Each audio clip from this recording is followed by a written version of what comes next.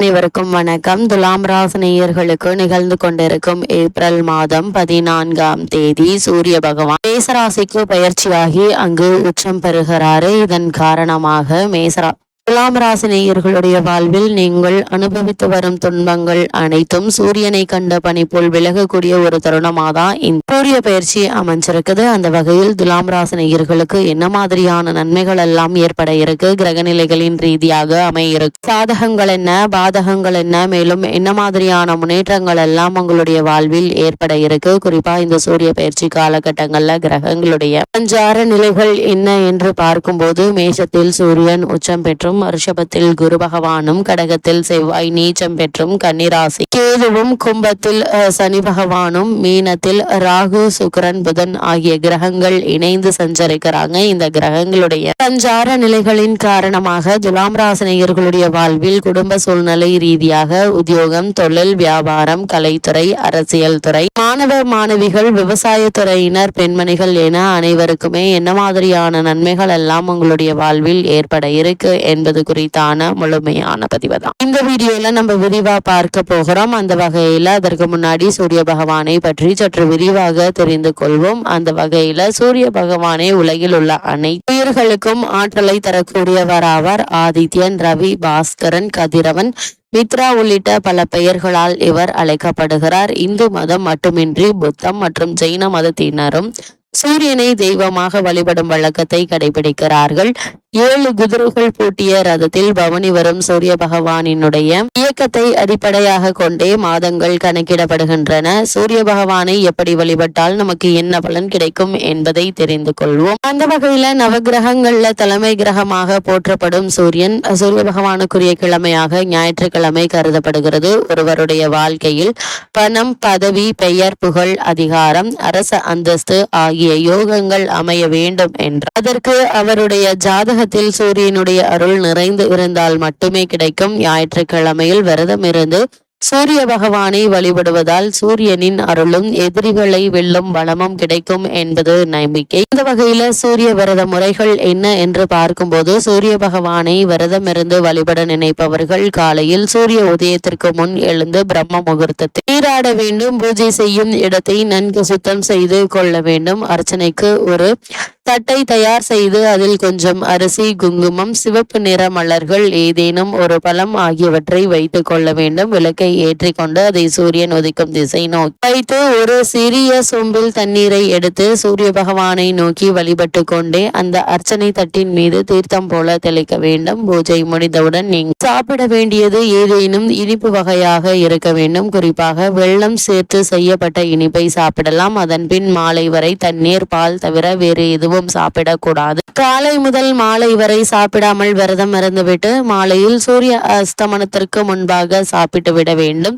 ஒருவேளை சூரிய அஸ்தமனத்திற்கு முன்பாக சாப்பிடவில்லை என்றால் கட்டாயம் அன்றைய நாள் முழுக்க சாப்பிடக்கூடாது. அடுத்த நாள் காலை சூரிய உதயத்திற்கு பின்னர் தான் சாப்பிட வேண்டும். இப்படி சூரிய வழிபாடுகளை நாம் மேற்கொள்வதன் மூலமாக என்ன மாதிரியான பலன்கள் எல்லாம் நமக்கு கிடைக்கும் என்று பார்க்கும்போது, சூரிய விரதம் மேற்கொள்பவர்களுக்கு உடல் ஆரோக்கியம் மேம்பட்டு ஆயுள் நீடிக்கும். கொடிய நோய்கள் எதுவும் அண்டாது. முகத்தில் வசீகரம் உண்டாகும். சமூகத்தில் பிறர் மதிக்கின்ற சூழ்நிலை ஏற்படும். பொருளாதார வளர்ச்சி உண்டாகும். திருஷ்ட சக்திகள், செய்வினை, மாந்திரிகம் போன்றவை சூரிய விரதம் இருப்பவர்களை அண்டாது. தன்னை எதிர்க்கும் எதிரி அரசனாகவே இருந்தாலும் ஞாயிற்றுக்கிழமை விரதம் இருந்து சூரிய பகவானை வழிபட்டால் எதிரிகள் வீழ்ந்து போவார்கள். அத்தகைய மகத்துவம் வாய்ந்ததுதான் இந்த ஞாயிற்றுக்கிழமை சூரிய விரதமாகும். இந்த விரதத்தை ஒவ்வொரு ஞாயிற்றுக்கிழமையும் தவறாமல் இந்த வழிபடுபவர்களுக்கு வாழ்வில் மிக பெரிய மாற்றத்தை சந்திப்பார்கள் என்பது ஐதீகமாக உள்ளது. அந்த வகையில் துலாம் ராசியை சேர்ந்த சித்திரை 3ஆம் பாதம் முதல் சுவாதி, விசாகம் 3ஆம் பாதம் வரை உள்ள நட்சத்திரக்காரர்களுக்கு குடும்ப சூழ்நிலை ரீதியாக மேலும் என்ன மாதிரியான நன்மைகள் எல்லாம் ஏற்பட இருக்கு என்று பார்க்கும்போது மிகவும் சிக்கனமாக இருக்க வேண்டிய ஒரு தருணமாக தான் இந்த சூரிய பயிற்சி அமைஞ்சிருக்குதுங்க. உங்களுடைய ராசிக்கு பூர்வ புண்ணிய புத்திரஸ்தானத்தில் ராகுவினுடைய சேர்க்கை சனிக்கு ஏற்பட இருக்குதுங்க. இதனால் குழந்தைகளுடைய ஆரோக்கியத்தை நீங்கள் கவனமாக இருப்பது அவசியங்க. அவர்களுக்கு உங்களுக்கு சிறு உடல் உபாதை என்றாலும் கூட உடனே மருத்துவரிடம் காட்டி அதற்கான சிகிச்சை எடுத்துக்கொள்வது நல்லது. அஷ்டம ராசியில் குருவும் சப்தமத்தில் சூரியனும் சஞ்சரிப்பதால் மனதில்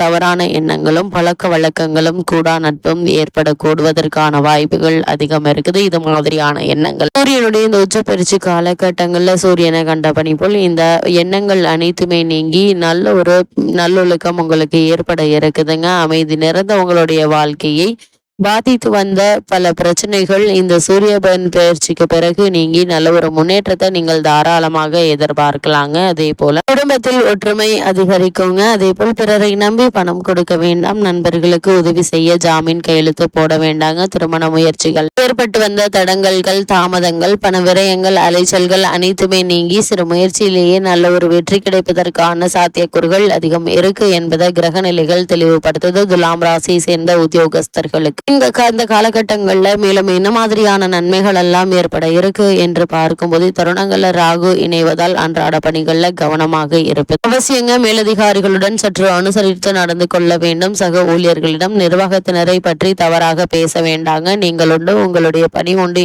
இருப்பது நல்லது. அதே போல அந்நிய நாடுகளில் பணியாற்றி வரும் துலாம் ராசி தங்களுடைய பொறுப்புகள்ல கவனமாக இருக்க வேண்டுங்க. தவறுகள் நேரிட வாய்ப்புகள் இருக்கு என்பதை கிரக நிலைகள் முன்கூட்டியே உங்களுக்கு வலியுறுத்தும் பட்சத்தில் இது மாதிரியான விஷயங்கள்ல அதிக கவனத்தோடு எச்சரிக்கையாக இருப்பது அவசியங்க. துலாம் ராசியை சேர்ந்த தொழில் மற்றும் வியாபாரம் செய்பவர்களுக்கு மேலும் என்ன மாதிரியான நன்மைகள் எல்லாம் ஏற்பட இருக்கு என்று பார்க்கும்போது சந்தை நிலவரத்திற்கு ஏற்ப உங்களுடைய உற்பத்தி அளவோடு வைத்துக் கொள்வது நல்லதுங்க. கிரக நிலைகளின்படி நிதி பற்றாக்குறை ஏற்பட்டு வந்த நிலையில ஏதாவது ஒரு வகையில் வருமானத்தை ஏற்படுத்தி கொடுக்க இருக்கார் சூரிய பகவான். சக கூட்டாளிகளினாலும் சிரமங்கள் ஏற்பட்டு வந்த நிலையில நல்ல ஒரு முன்னேற்றத்தை இப்போது நீங்கள் தாராளமாக எதிர்பார்க்கலாம். உற்பத்திக்கு அவசியமான மூலப்பொருட்களுடைய விலை திடீரென்று உயர்வதால் உற்பத்தியை குறைத்துக் கொள்ள வேண்டிய நிர்பந்தம் ஏற்படக்கூடும்.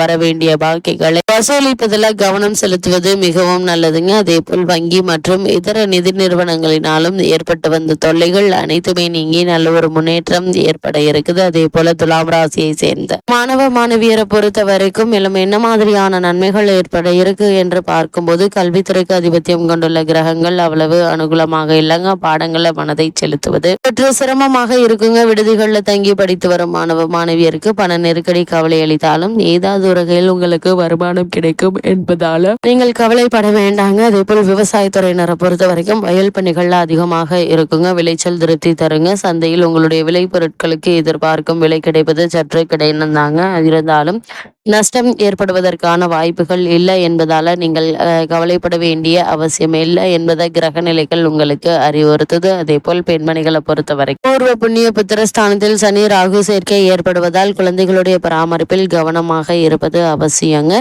எந்த பாடங்களை குழந்தைகள் புரிந்து கொள்ள கஷ்டப்படுகிறார்கள் என்பதை தெரிந்து கொண்டு அதற்கேற்றவாறு வேலை பார்ப்பது நல்லது என்பதை கிரக நிலைகள் தெளிவுபடுத்துது. அதே போல் இக்காலகட்டங்களில் கிரக நிலைகளின் ரீதியாக கூறப்படும் பரிகாரம் என்ன என்று பார்க்கும்போது தினமும் 5 சார்ந்த உருண்டைகள்ல சிறிது பருப்பு நெய் சேர்த்து காகத்திற்கு வைப்பது என்ற நன்மைகளை உங்களுடைய வாழ்வில் ஏற்படுத்தும்.